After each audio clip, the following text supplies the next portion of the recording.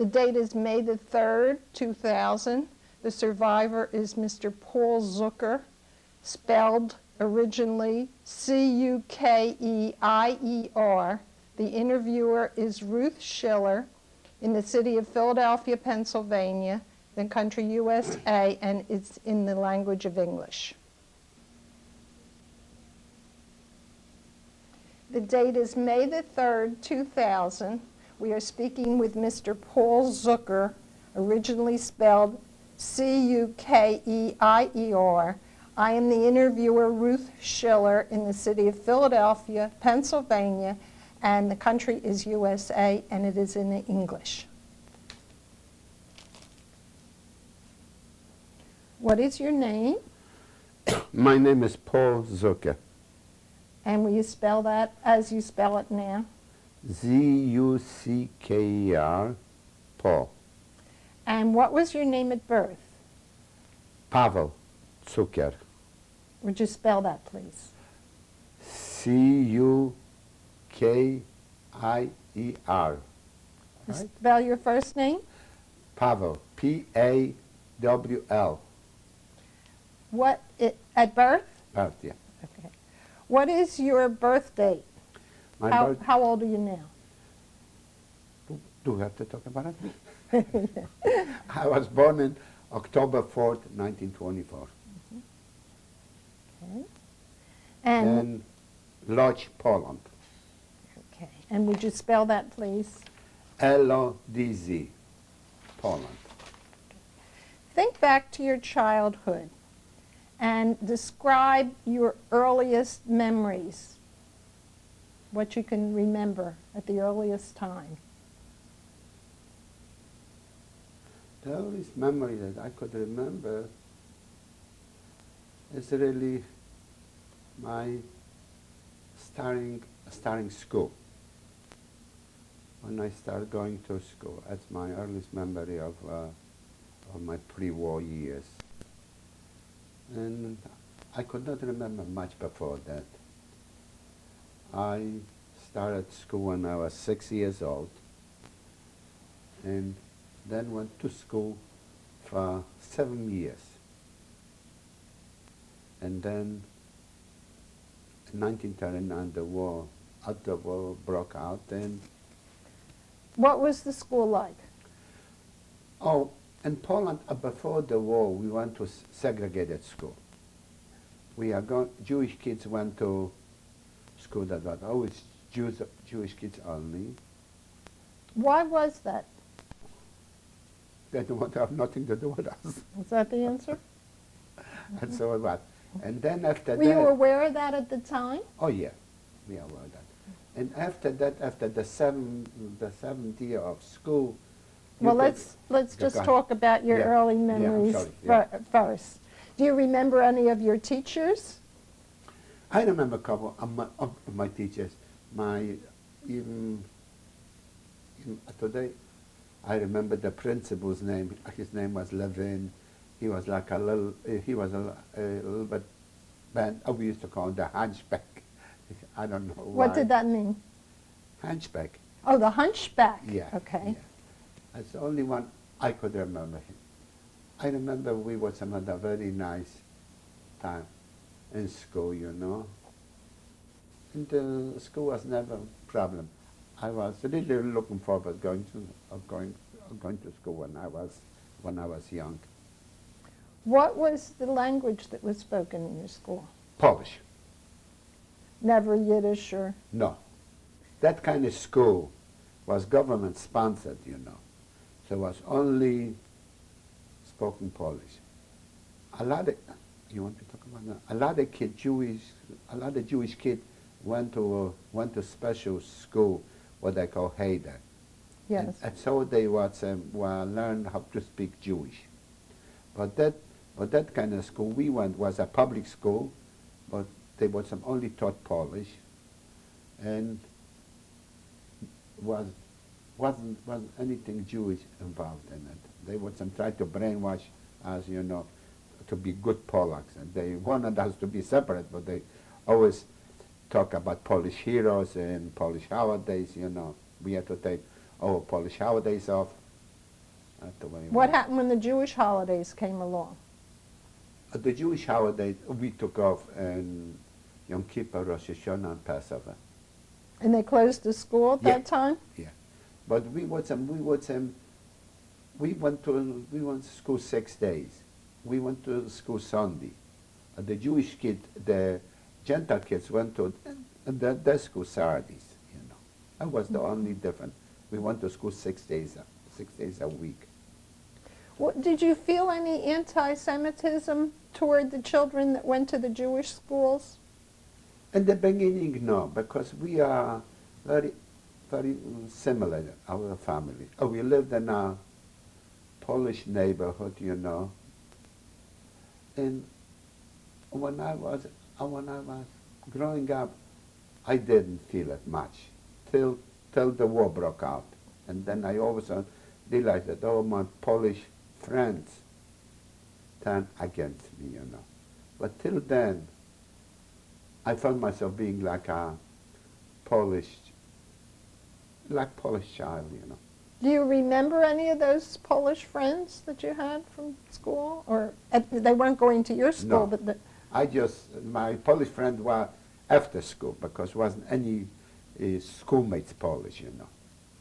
I don't remember anybody, but when I graduate from my school, I tried to get into a high school. It was a government high school, but was very difficult because, let's just say, you had to take a test. Let's just say you have 500 kids took the test, and you only had 40 openings for the first class. But we Jewish kids knew that we are competing against ourselves, Jewish kids, because there was only 3 or 4 places open for us. And we know it doesn't matter if all 4 of us, 10 of us scored the highest, wouldn't do us any good, because the 4 highest one from the Jews is going to go in. That's all it was. when you had friends that were non-Jewish, did you go to the homes of these friends at all? No, we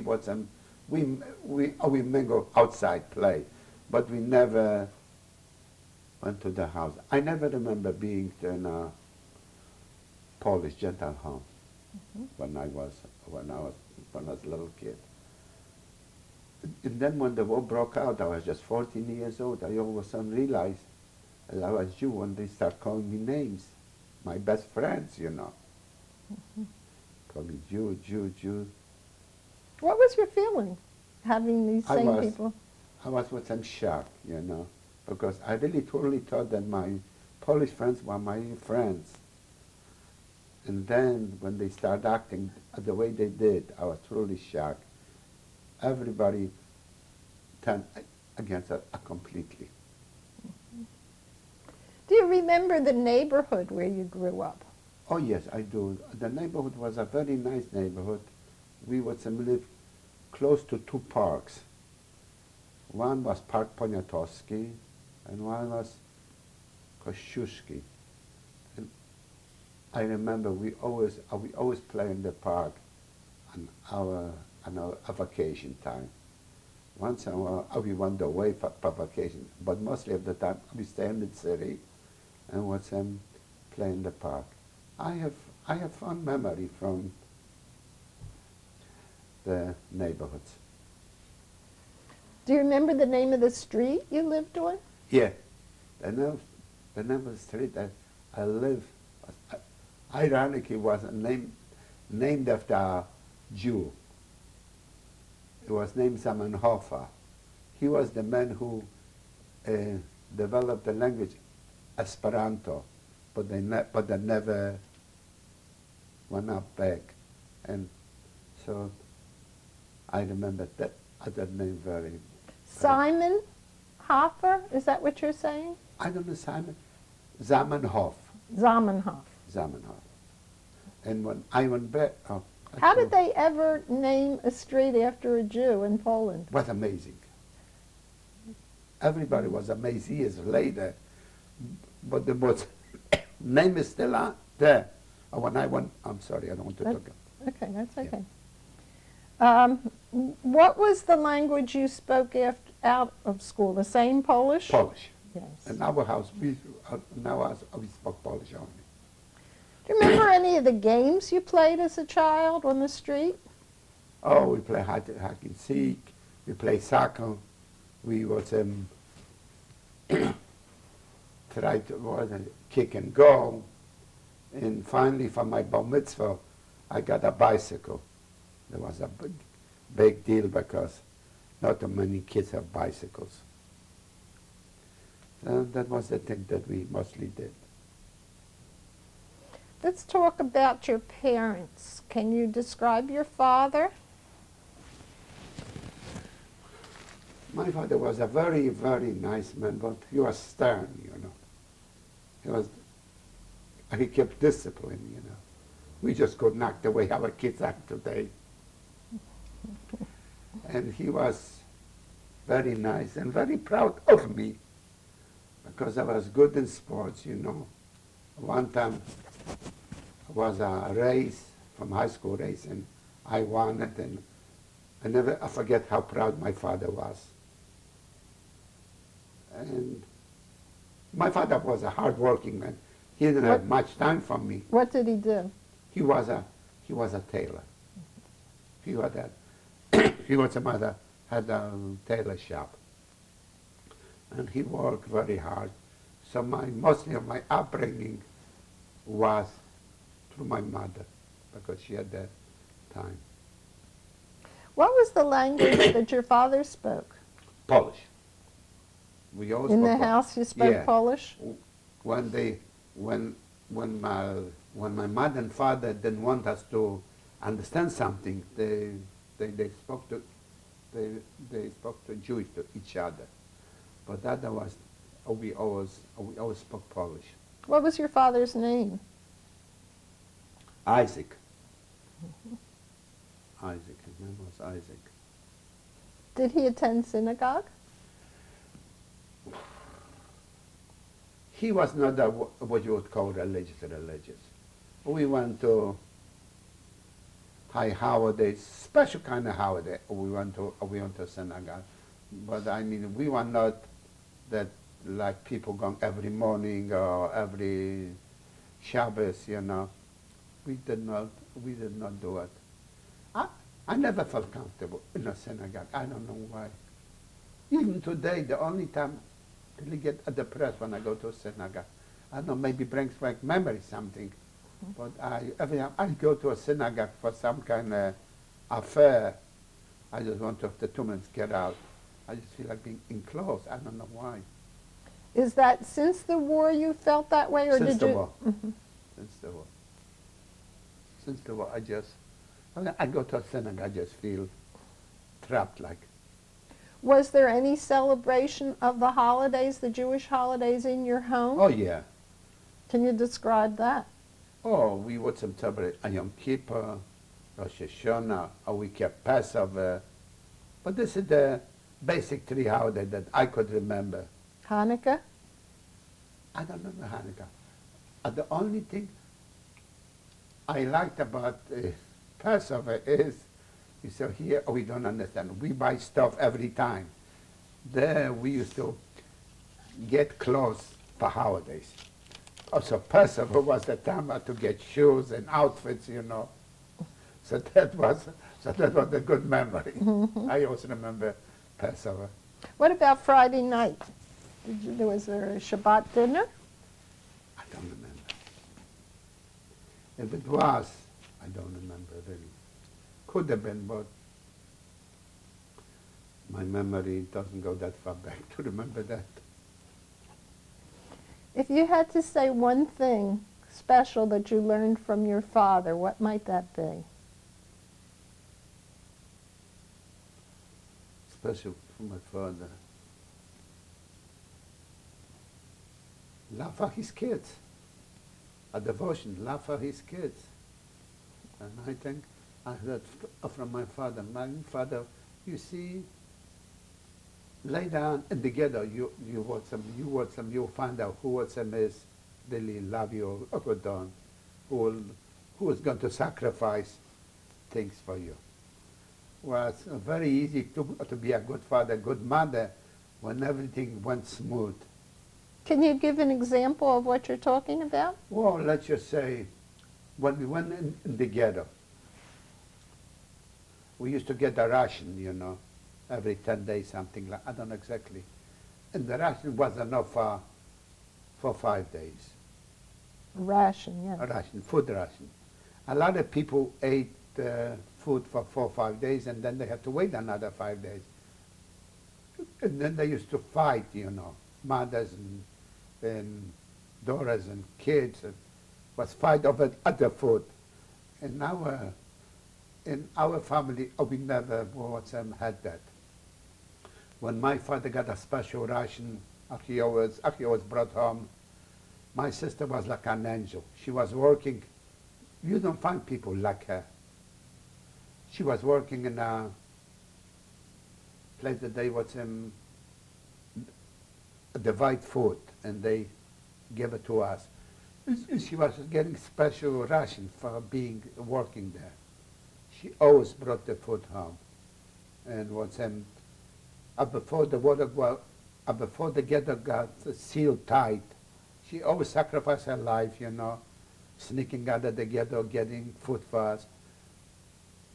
If you got caught without the yellow star, you know, or the yellow armband, you got automatically shot. There was no if, buts.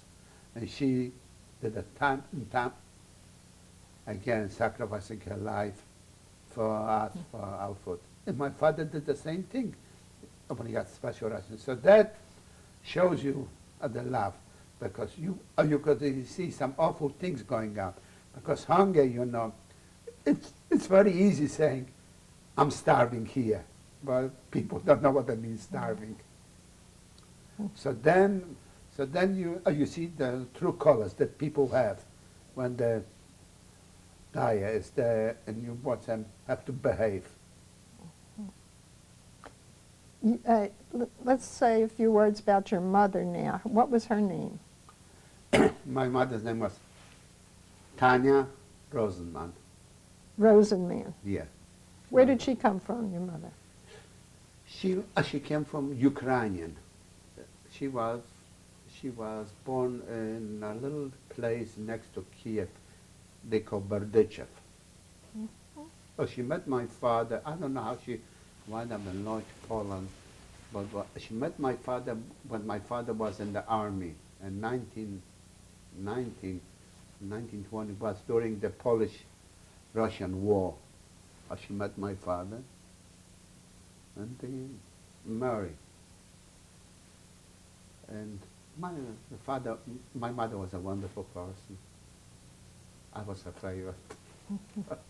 How did you know that? Because everybody knew that. My sister knew that too.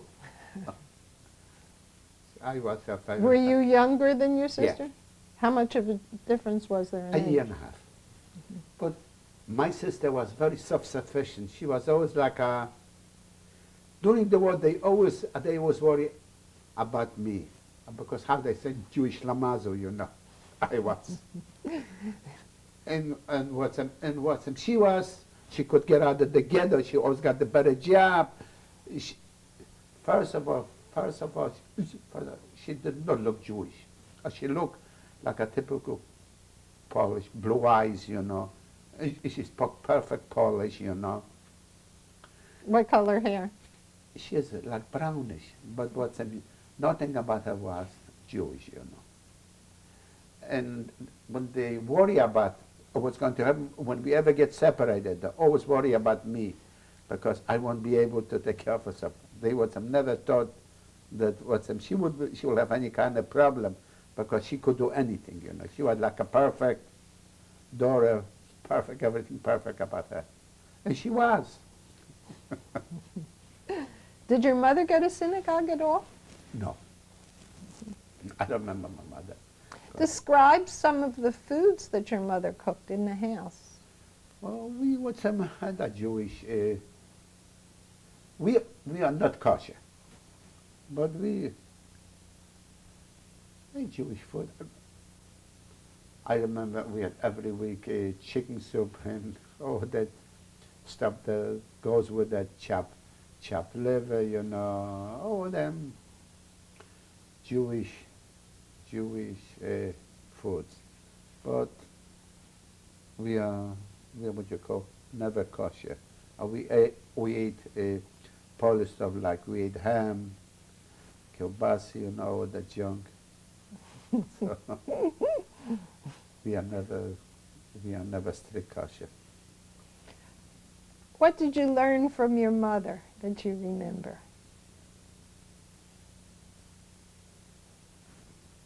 What can I say that I love of my mother? Your strongest recollection. My mother was a very loving person, a forgiving person, you know. My father too, both of them were. But my mother was a very nice, even-tempered person. I never remember her being angry. Never remember her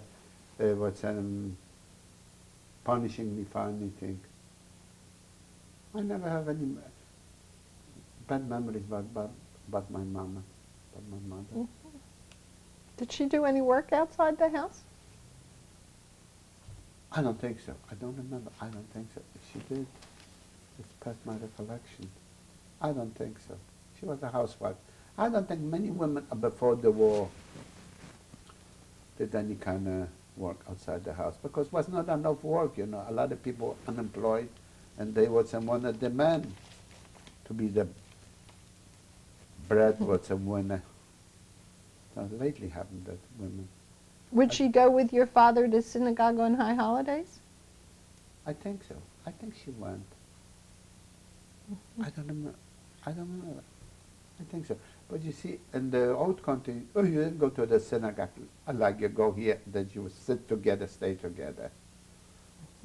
The synagogue, all them synagogue, even not a religious, not that religious.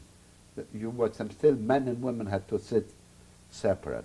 Did the women sit upstairs? Oh yeah, women had to sit outside. There was no such thing like Orthodox and conservative and that kind of stuff.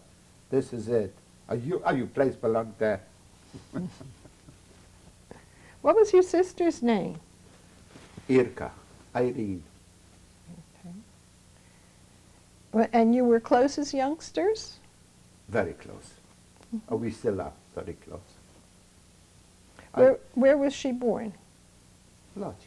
Do you remember some of the things you did together? Oh yeah, we would some play games together.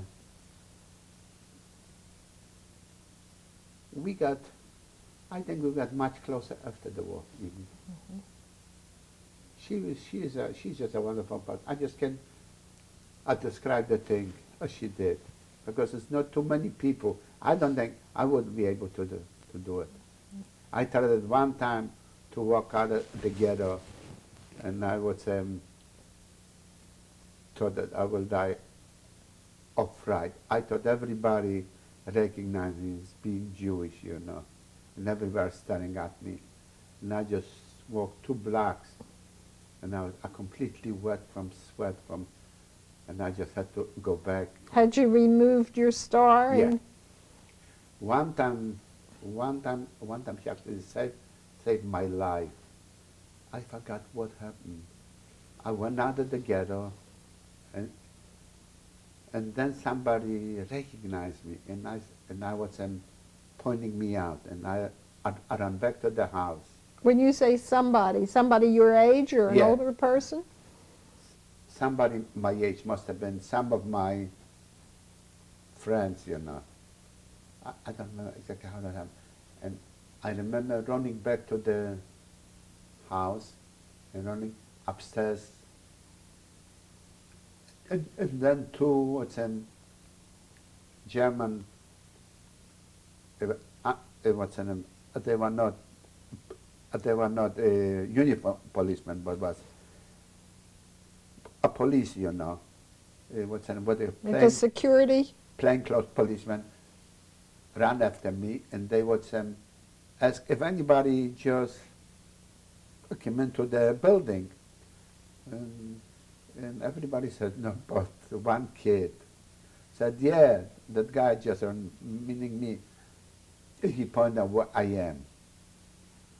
And them two guys, I came into the house and they were saying, one of them pulled a gun, wanted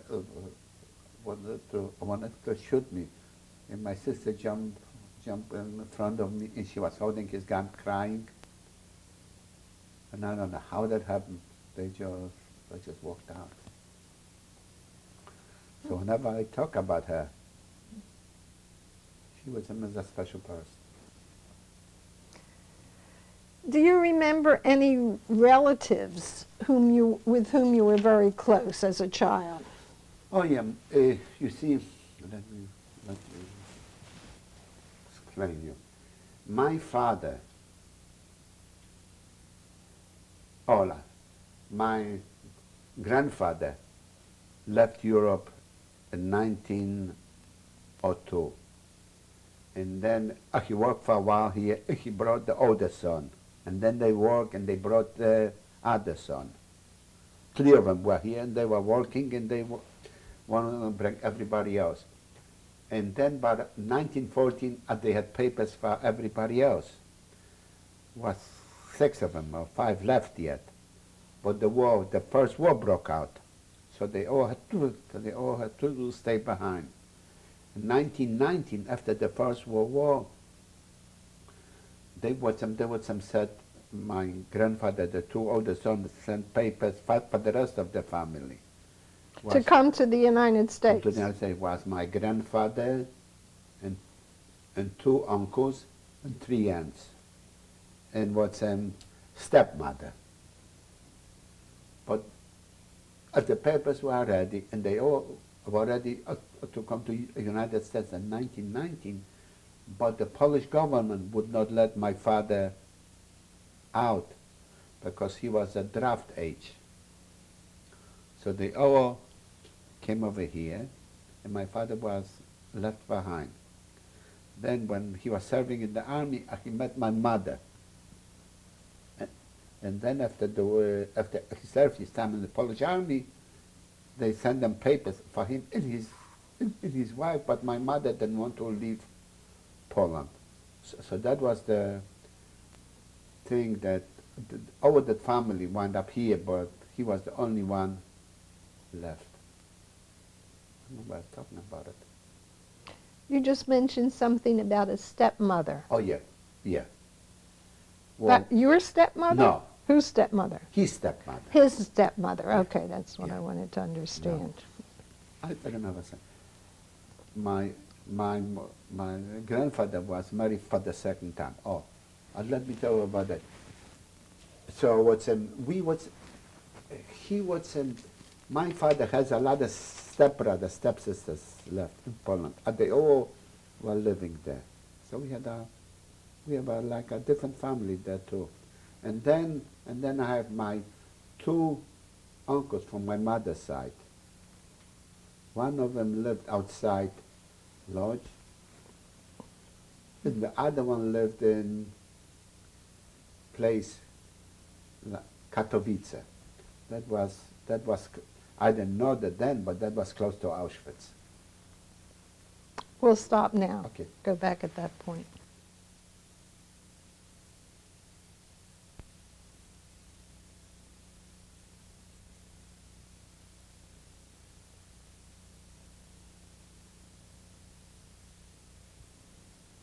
What, at some point, oh, this is tape 2 we're now on.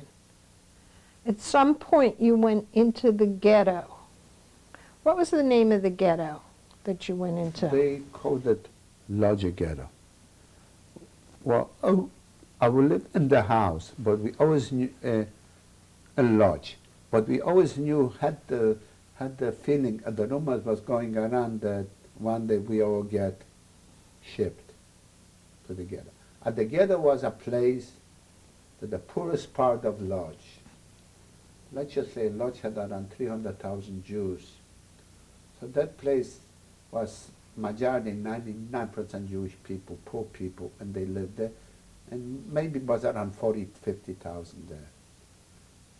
But then one day we are in the house, and all of a sudden the German soldiers came in and gave us 5 minutes to get out of the house.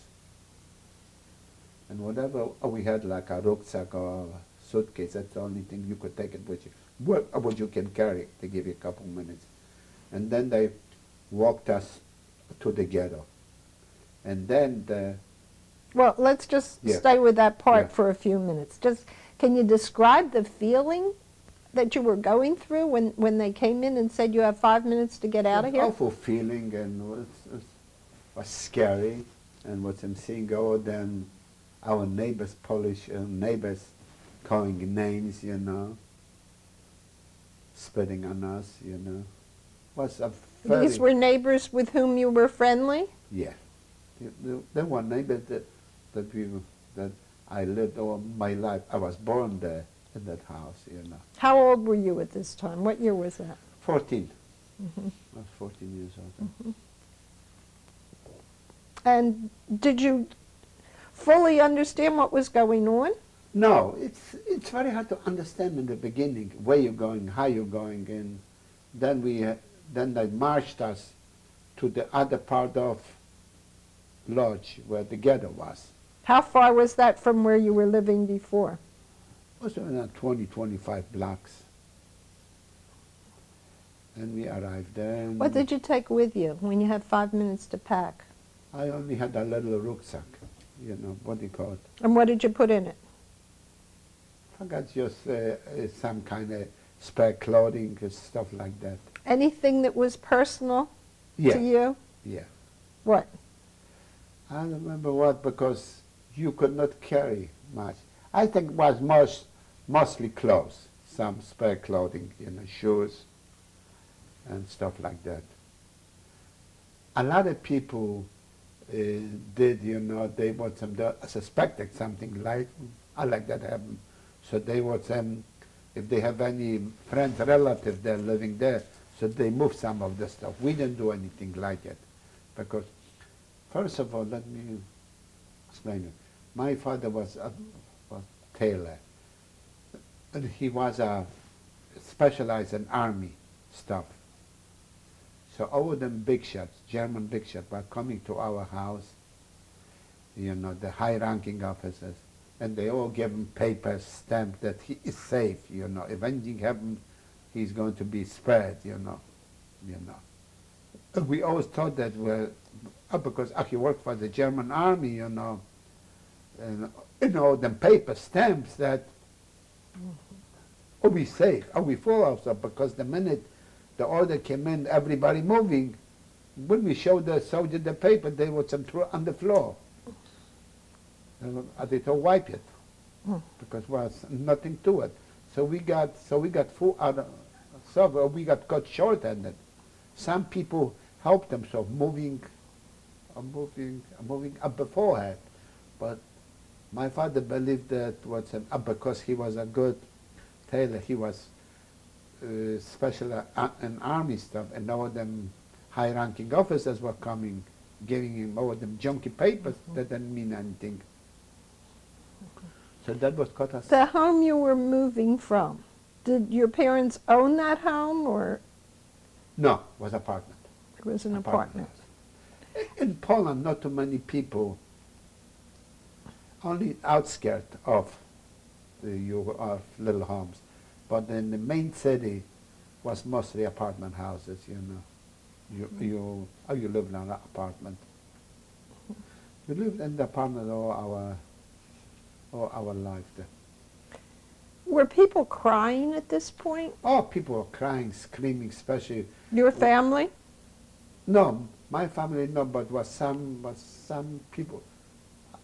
I remember a couple sick people, and we had to carry them over 20 blocks, crying, screaming. Was little kids, infants, and I think was the big March or something in the beginning of the year, and the weather was not the greatest, when we had to march there. So it was not a pleasant experience. At the first time you ever get out, uprooted from your house, you know. When you left, did you lock the door as if you were No. going to come back at No, some no, time? no, You no. knew that you were never going to come back You there. would never back. Before we have time to get out, we saw there was some Polish neighbors running into trying to get whatever they can. People that you knew, and while you Oh, were yeah. still there and they Yeah, were grabbing yeah. your stuff? Yeah. They just want to get the stuff back because the German, before the Germans sealed the places. What did your parents tell you about what was going on? Or didn't they have to tell you? Did you know what was... They didn't have to tell. I was 14 years old, you know. I knew what was going on, you know. Wasn't that like came from nowhere, you know. We knew slowly what was going on. First they made us wear the yellow band, and then we had to wear the yellow star. And then and you walk the street, they grab you just like that off the street, throw you on a truck, and send you someplace to work for the whole day, you know, and they drop you whatever it was, and then you had to walk through some bad neighborhoods, you know, to get back home. So we knew what to expect. We didn't expect that bad, but we knew what to expect. Did you ever find out what happened to your home after you left it? Yeah, yeah. I found out what happened to my home in 1995. I took my son and my cousin and my other cousin's daughter. We went for a trip to Poland for 10 days. It was we arrived in Warsaw, and then at the next day did not affect me getting back to Poland. I thought that really going to affect me, but didn't. But when the next time we arrived in Lodz, and I went to the street, then I got the shakes, you know. But the amazing thing was, Lodz is untouched, but our house wasn't there. Your home was no longer there? No. Yeah. They was knocked off the home. They built like a casino or something, you know.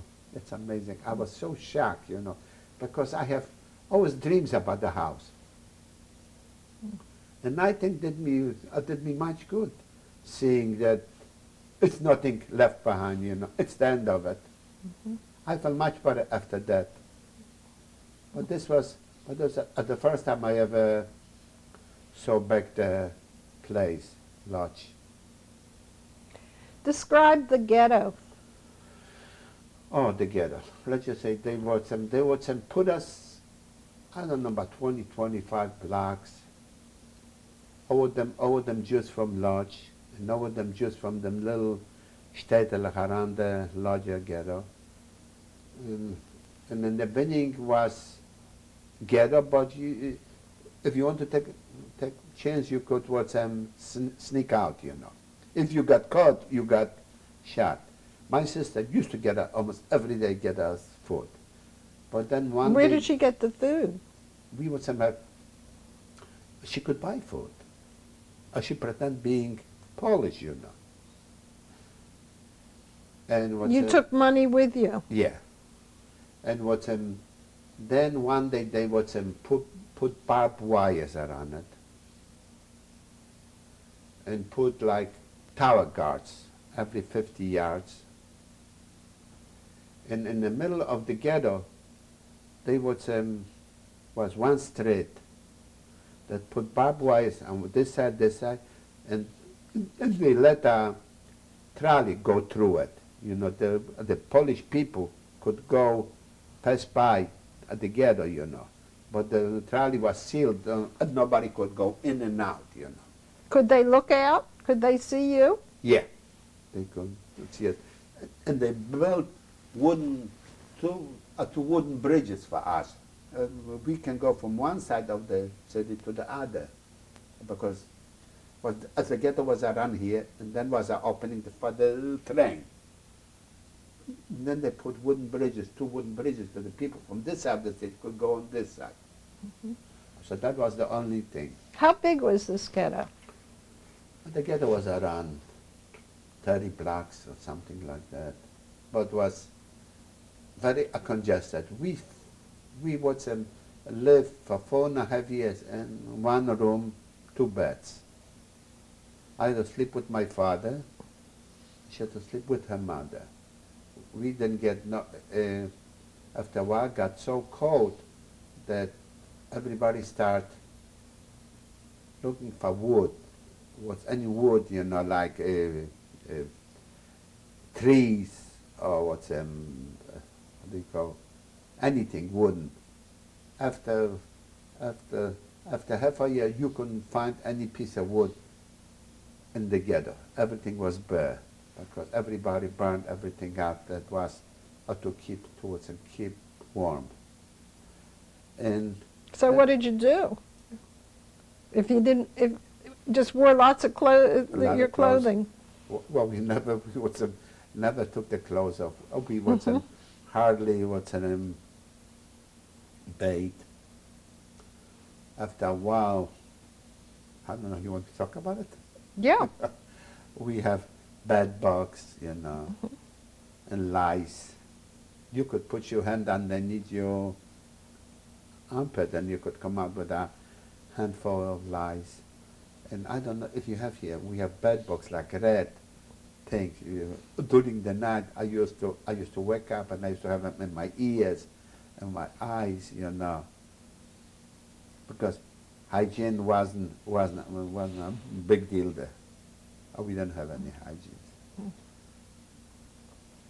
Describe the food that you had. And the food we used to get in the ghetto, we used to get every 10 days or something like that. And we used to get bread that was, you had to ration yourself. Because almost physically impossible to be able, we did that. Because almost 90% of people could not do it, and they ate the ration too quick.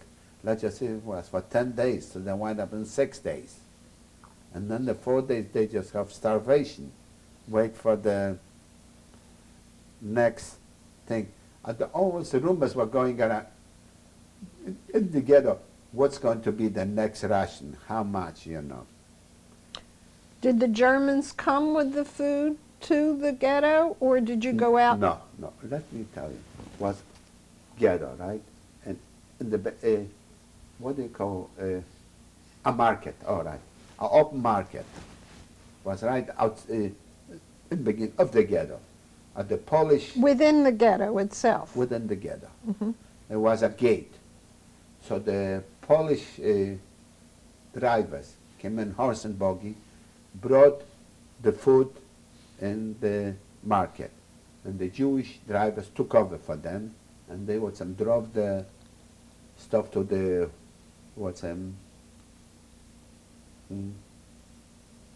storages, and that was the way they deliver the food. So the biggest thing for the people was to watch how much stuff coming in to the ghetto, you know. And another, in the ghetto was always rumors going around, you know. That was probably kept us alive, you know. Because the German came in, they took all radios away. We didn't have no radios, we didn't have no newspapers. So the only thing was rumors, you know. Everybody claiming that they have some kind of radio that they could hear from that the English is England was a couple blocks away coming. First was England, France, and then was United States, Russia, you know. So the rumors kept us alive that any day we're going to get liberated, you know. This was what year? I was from the beginning. It always was something going on. And what year was the beginning? 1940. Until? Till 1944. Okay. 1944, yeah, that they are together. And always was rumors going on, and that was probably kept us alive. Always that, because if we would have known in 1940 that the thing would last over 4 years, I don't think anybody would survive. We would all give in. I think that kind of rumors that are we going to get liberated, somebody's going to come in, a Mashiach, you know, something like that, that kept us going. Because because the outlook was so bleak, you know, seeing all them people dying, laying on the streets, you know. What happened to those people? What did they do when they died? Or they would send lay on the street, and then they would send, put them in a little wagon, and they just pull them to some kind of place. Was a big hole in the thing, and they just dump the bodies, and they burn them and they cover them. Every day more and more. Oh, you see people looking like toothpicks, you know. And you know, at the next day you will watch them see the body laying outside. More and more people. And then, did they ever die within the apartments themselves, and what did they do with the bodies? they threw them outside. Did you say something about they hid them at some time? Oh yeah. If you want to get additional ration, let's just say a family is 4 or 5 people. Let's just say the person died Monday, and the ration comes every Thursday. If you be able to watch them hit the body for another 3 or 4 days, or you get the ration for the person that comes in the house. But what did they do with the body? Hid it Under the bed? Hid it under the bed, hid it someplace. Could you smell that throughout the... Sure, you could. The smell was not the worst thing. We always smell from filth, you know, and that was not the bad. And people hit the body for a couple of days just to be able to get the additional ration for another 2 weeks, 10 days. The food that they brought in to the places where they sold the food, you said they stored it. Where did they store it? In what? Storage houses, you know, they have. Was there any raid on those storage houses for people that... No. No? Well, I was not. People were so weak, you know. Was not kind of dissension. A lot of people who just got tired living around to the barbed wires, and they got shot. If you want to commit suicide, you just couldn't take it anymore. Did you ever see that happen? Oh yeah, many times. Anybody that you knew? Oh yeah, a couple people that just got tired of, they just could not take it anymore. They just down close to the barbed wire where the guards are, they just shoot them with a machine gun. That was a way that they didn't want to suffer anymore. What did you do all day while you were there? Oh, all day. We worked. The only way how you could get the ration is if you work. And what kind of work did you do? I was working in a tailor factory. I was, you know, we are making uniforms for the German army. And I was pressing it, you know. And your father was doing the same? No. My father was like a supervisor there. He was the top man there. So I had to press, but you know, wasn't like electrical or what's the name thing that we have them iron now. Was wooden coals. You know, it was very heavy. And that thing used to make me nauseous. I used to faint all the time. From the smell? Yeah. So I start fainting about 4 or 5 times a day from the thing. So then finally I changed job, got another job in the tailor factory, but was another job. That was the only time that I ever had in my life doing that thing, because it must have been from the small. I don't know if you ever saw the old time iron. It was like steel, you know, was very heavy and was like a nose, and you have to put coats, you know, heating coats, you know, it was awful. Now, was that equipment there within the ghetto, or did they bring all that stuff in? We brought some of our stuff in. They brought some took all this stuff that the Jewish people left behind in Lodge, and they brought it to the ghetto, and they make us run factories towards them for the German army. That's all it was. And you were paid in rations for your Rations. work? No money? I don't remember if you got money or not. I don't remember that. But the only thing I do remember, you can get any food if you don't work. How about the women? Women too. Everybody had to work. Everybody. Oh, yeah, no. And children? Yeah. From Oh. what age up? Well, they would send 8, 9. Let me tell you another thing. Every couple of weeks was like a selection. They would send rouse you out of your beds, you know. And we all had to get out In the middle of the night? in the middle of the night. And we had to all chase us all out of the apartments. Was the German SS with the Jewish police. We had police in the ghetto. And they all make us stand outside in the outside streets, and they were walking around selecting people. They usually select older people or little kids. So after a while was not too many kids that ought to work, you know, because Did you know where those people were going to go when they left there? They were claiming that they sending them other settlement places. Oh, we never knew anything about, and what some they would some even made them people write postcards that they arrive and they have good time, you know. Mm-hmm.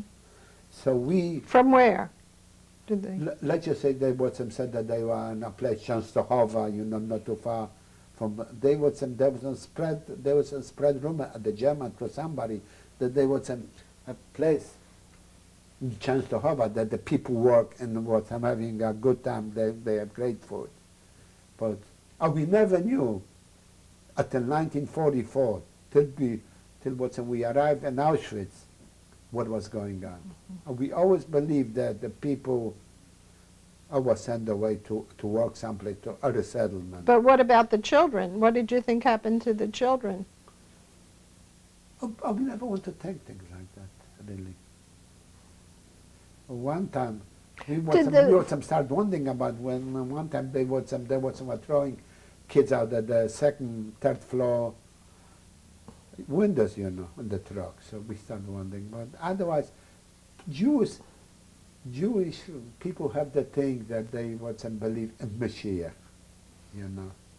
They could be worse. Don't rock the boat. They were shooting you. Don't rock the boat. But can be worse. You know, they always think that could be worse. So let's not. So what's the thing? And you know, Lodz, another thing. Lodz was situated in the middle of Poland. We didn't have forests, we didn't have anything, mountains, that you could run and hide like other places. And then for our bottle of whiskey, the Gentile natives turn you in, you know. So it's people here ask us, why did you run? Why did you do? Well, it's very hard because they would turn you in for a bottle of whiskey, you know. Mm-hmm. What could you run? And you always believe with the rumors that if you sit still and not to rock the boat, you're going to survive because the Russian, the American, the French, the English, you know, they are around the corner. Always the rumors going on. So a lot of people just want to sit and wait for the end of the war. What about the parents when they came in and took the children? What were the parents doing? They were screaming, crying, but they couldn't do anything about it. They weren't. Were they fighting to? Oh yeah, like what's the name? When we came to Auschwitz, when they sent us to Auschwitz in 1944, they liquidated at the ghetto. When we got to Auschwitz, they all of a sudden opened the train, cattle trains, you know. And we are, they put us, was in July or August, they put us in cattle trains, but us, the close one, you know. And they gave us a loaf of bread, and they put 140 people. Let's just hold Auschwitz and finish up with the ghetto, and then we'll come up to that point. I just wanted to ask a few more questions about the ghetto itself. The people within the ghetto, were they cooperative with one another? Did they help one another? No. They were all hungry. It's easy to be nice and civilized, you know, if everything runs smooth. But they were just... Did they fight with one another? Oh, yeah. Oh, yeah. They fight over every little thing because everybody was hungry, everybody was angry, everybody had their own stories, you know, everybody lost somebody. So it was not a pleasant environment to be what's like gentlemen, you know. Was there any kind of religious activity going on within the ghetto itself? It must be, because was a lot of, what's the name, Orthodox Jews, you know, so they must assume there must be something going on there, but I never participated and I never saw one. But it had to be something. You talked about the Jewish police within the ghetto itself. Yeah. Can you describe what they were like and what the people thought about them? Well, they were like stooges for the Germans, you know. And they did the dirty work for them. And for that, they were promised that they will be never touched. They got more food.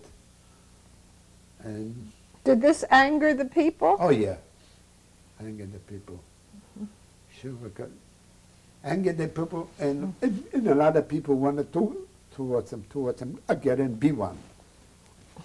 How were they picked? You have to apply for it, and what's you have to be in good health, you know, have to be presentable yet. And then they made, at the end, they made another special police. And I was thinking about it, really. But then my father said, don't do it, because a lot of friends from high school got into it. So I just backed out. I just thought maybe I could help the family, you know. But what's he didn't want to. Did they have meetings? Did they wear uniforms? Oh, yeah. They were wearing uniforms. They were uniforms, and they didn't have rifles, I think. That they have their wooden sticks, and they were really mean. Let's stop right there.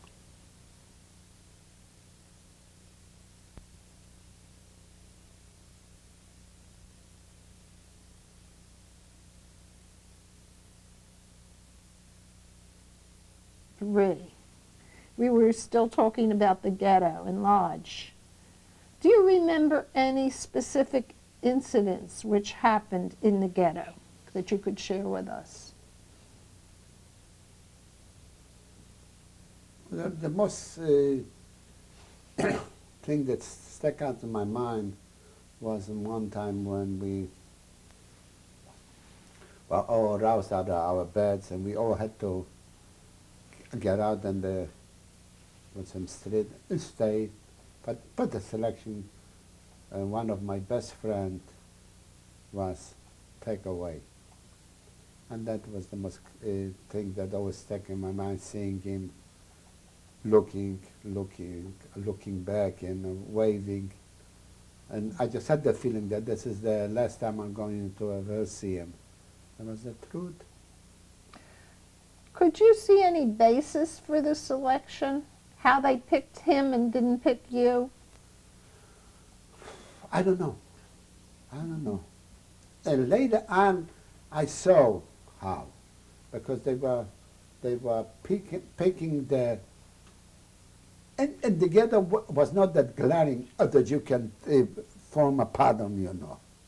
But later on, in the camps you could, because later on, when we, you know,